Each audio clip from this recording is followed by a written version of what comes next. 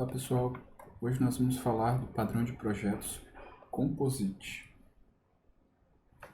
O propósito desse padrão é compor objetos em uma estrutura de árvores, para representar uma hierarquia todo-parte. Quando que a gente aplica? Quando a gente tem agrupamento de objetos em uma composição todo-partes, e no final das contas nós vamos ter uma lista de objetos com uma hierarquia de folhas e nós. Exemplos da aplicação desse padrão: sistema de arquivos, onde pastas são nós e os arquivos são folhas. Um menu, onde categorias do menu são nós e os itens do menu são as folhas. Então, basicamente, a estrutura do padrão é: eu tenho um componente mais abstrato, eu tenho dois subcomponentes, que é a folha e o nó.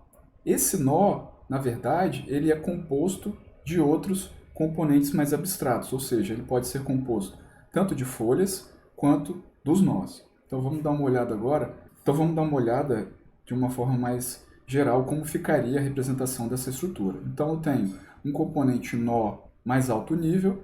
Desse componente eu posso ter tanto folhas quanto outros nós. E os nós podem ter outras folhas também. Então eu consigo representar essa estrutura de nós e folhas dentro do meu padrão Compose.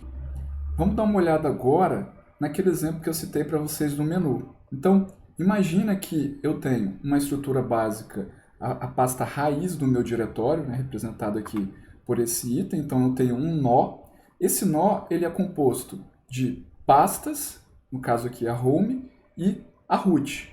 E essas pastas elas podem ser compostas de arquivos, por exemplo. Então, eu posso ter vários arquivos aqui, eu posso ter pasta dentro de pastas. Dentro dessa pasta eu posso ter, por exemplo, uma folha também. Então a estrutura ela é bem flexível para poder representar esse tipo de problema através do padrão Composite. Bom, vamos dar um exemplo agora de uma companhia de viagens que precisa representar as viagens entre os diversos trechos, fazendo aí aquelas conexões, né, que a gente tem quando a gente vai de um aeroporto para o outro. Então normalmente a gente acaba fazendo diversas conexões. Então, no caso aqui específico, a gente quer viajar de São Paulo para Natal. Para a gente poder representar essa viagem, então, de São Paulo para Natal, eu preciso passar por diversas conexões. Então, eu preciso vir de São Paulo, eu vou primeiro para Brasília, de Brasília eu vou para Recife, de Recife eu vou para Natal. E aí, pessoal, para a gente poder representar usando o Composite, a gente vai mapear quem são as folhas. Então, os trechos finais que vai de um lugar para o outro, né, uma viagem de um lugar para o outro, são folhas. Então eu tenho aqui a representação das folhas e os trechos aonde eu tenho essa composição, tanto de, né, no caso, eu posso ter tanto a composição de nós e de folhas. Nós temos aqui a representação da entidade que faz essa agregação, né? Seria um trecho composto, no caso aqui. Nós teremos os trechos simples, que já é indo de uma cidade para outra, e o trecho composto, que ele pode ter tanto os trechos simples, quanto ele também pode ter um trecho composto, né? Ou seja, um nó. Então, pessoal, para a gente implementar essa solução, eu vou criar uma interface, vou chamá-la de trecho aéreo. Ambas as minhas classes elas vão implementar essa interface, trecho aéreo. Então, eu tenho o trecho simples e o trecho composto. O trecho simples, pessoal, ele é a nossa folha. Então, ele só sabe da onde eu estou indo, ou seja, a origem, para onde eu vou, o destino. E colocamos aqui também o preço que é esse trecho, né, para poder aí fazer algum tipo de cálculo com relação ao preço total da minha viagem.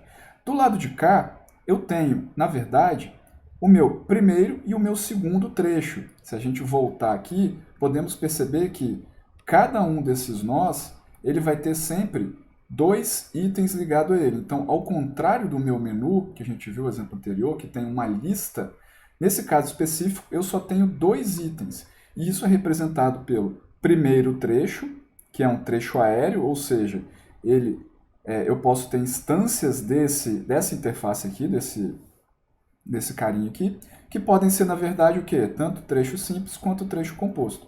Então, eu vou ter o primeiro e o segundo. E a taxa aí de conexão, né? Se tiver algum tipo de taxa entre uma conexão e outra nos aeroportos. Então, eu tenho aqui, na verdade, né, esse primeiro e esse segundo, no caso aqui do TC2, o primeiro seria esse carinha aqui, o segundo seria esse outro cara aqui. No caso do TC1, o primeiro seria essa folha TS2 e o segundo seria a outra folha TS3, beleza?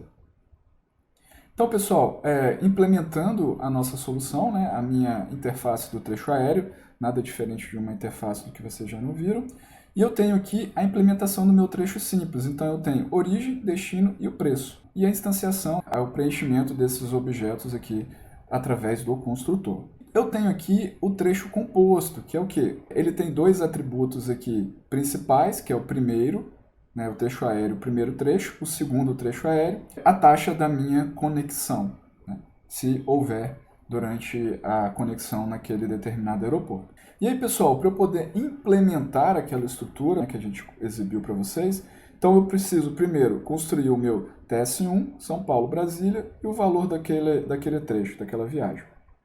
TS2, Brasília, Recife, TS3, Recife, Natal. Então percebam que de São Paulo eu quero chegar em Natal.